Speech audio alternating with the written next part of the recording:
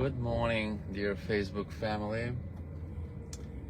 Greetings to you from West Palm Beach, Florida. It's a morning hour, 8:44. God bless you. Thank you for being there.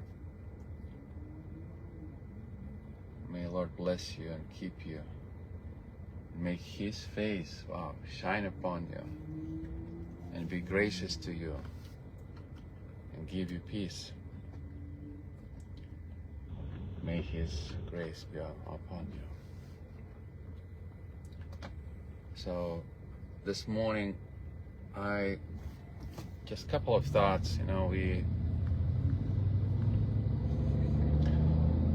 think the verses of Apostle Paul in 1 Corinthians 13 about love, if they mean anything to us, he makes this interesting observation. We see through the dark, through the glass darkly. I mean, there is no clarity. There is no certainty. There is no clarity in a lot of things. I mean, pertaining to our journey, pertaining to our external life, there are a lot of uncertainties. Like in my situation, our family, we are in transition between the two worlds. But Paul is saying, there remains faith, hope, and love is the greatest. So, and Jesus said, if anybody knows you, if you will be known as my disciples by love. By love. This was kind of the bottom line. I think this message is pretty certain. And I think as believers, we can be pretty sure about it. That love is the way. Love is the answer. And when that is not in our equation, what is it then? What is the mark of our life? What is the mark of you? A distinction that really makes you, okay, I'm Christ-like. I'm expression of His life.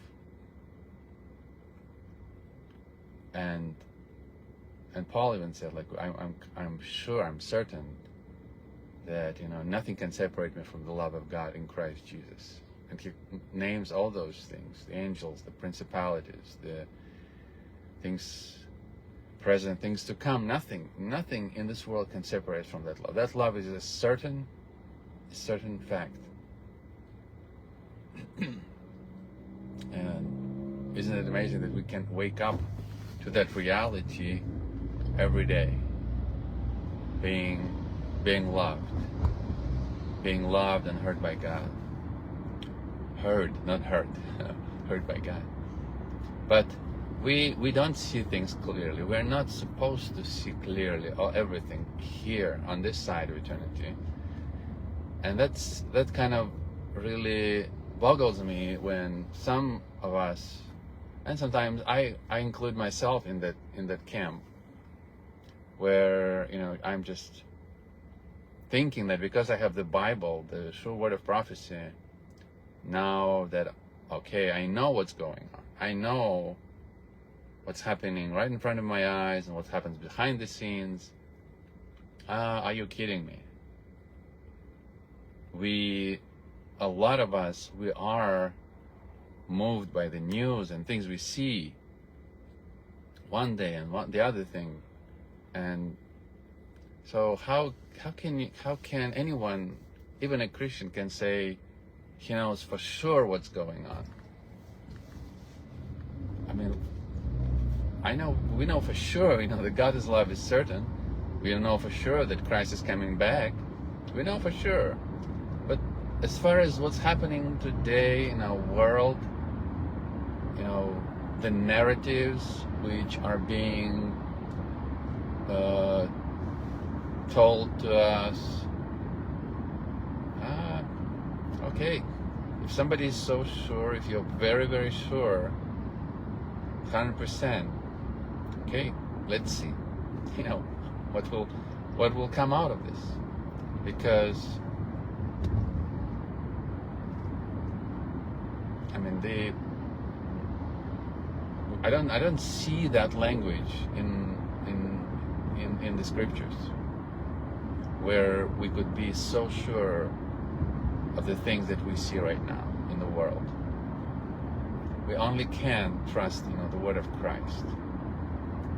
But to trust that, a certain politician and a certain group of people, they have, they've cornered the truth. Okay, let's see how it goes. But just imagine, I just want to kind of point to the fact, just imagine the amount of losses that this world is experiencing because its focus is not on love, on spreading God's love, receiving God's love and spreading God's love. The losses that human beings are so eager to undertake because they decided in their mind, because they decided in their mind that this is the best thing for the world. And there are so many conflicts and wars happening in the world, and I think it's hard, maybe after it all settles down, hopefully, that people will try to count the cost of the losses that this world has experienced, and what might have happened if people did not go with their pride and with their egos, and that people they understood the ripple effect of these decisions. If we are living in a real world, right? Like, I need to put money in this, I need to put gas into this car, I need to put food, and all of this is real, is a reality. And I believe we kind of recognize that there is enough for everybody. In reality, there is enough to share and to bless. People are productive and industrious. They can produce value and add value to this world and make this world a more beautiful place. But somehow people deciding that we need to spend a day $1 billion, let's say $1 billion, I don't know, $500 million on war a day. This seems like, for many, it seems like it's a goal that's worth fighting for, and a cause worth fighting for.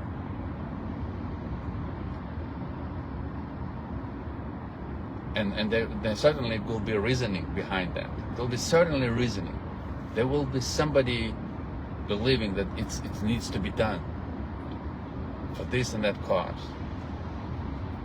But at the same time, a bigger, much greater cause is going to be always ignored and not taken into account, because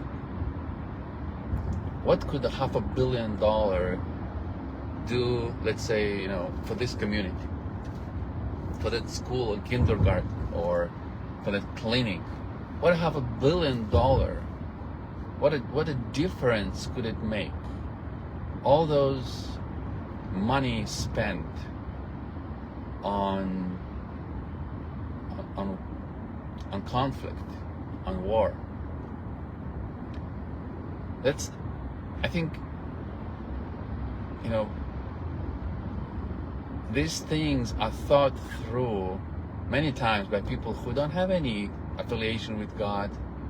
They just look at the common sense and they say, there is more gain for people to be productive and loving and negotiating and sitting at the table instead of throwing bombs and killing. And what makes me really wonder about our faith is when Christians, as Christians, called to be peacemakers and ministers of reconciliation, and there is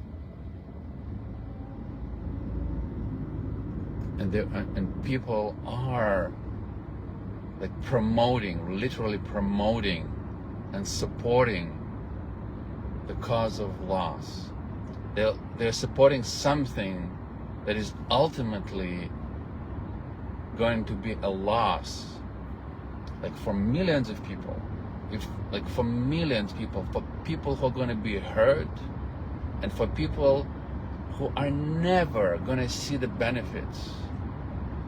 On this end, in this country, in my country, where millions and millions are spent on war in the name of protecting somebody and saving somebody, and what's crazy about it is that some people, the majority of people are going to become more dissatisfied. They become more poor, and a small group of people becoming more rich, more powerful. And this is the cost that the world is paying today. So, of course, maybe I'm speaking about an ideal world, where there are no wars, and it's when it is His kingdom come, when His kingdom comes, and that's possible. But I'm just a little bit wondering why at least Christians, children of God, can't reason, at least in this scale of losses and gains. And what $1 billion, my friends, $1 billion could do for a small community. How it could bless and alleviate problems and take care of maybe of crime, of certain things during the crime, and many other things, and how it could help people to be more entrepreneurial and more educated and more civil and Christ-like, and how it could help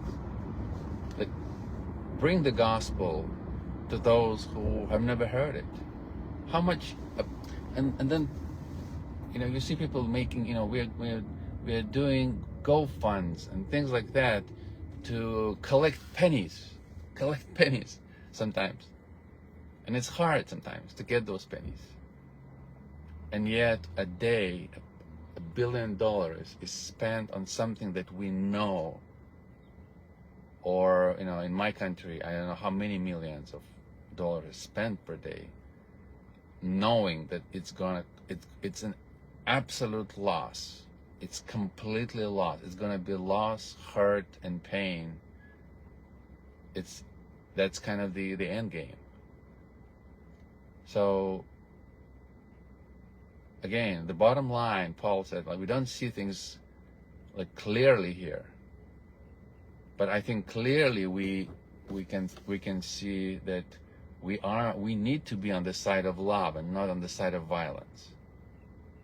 And only because voices cry and say, oh, we need to be violent towards that group of people, believe me, it's nothing new under the sun.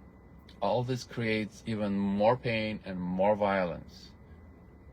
And And I think, you know, there is a spirit behind that. There is a demonic spirit behind that. It's evil.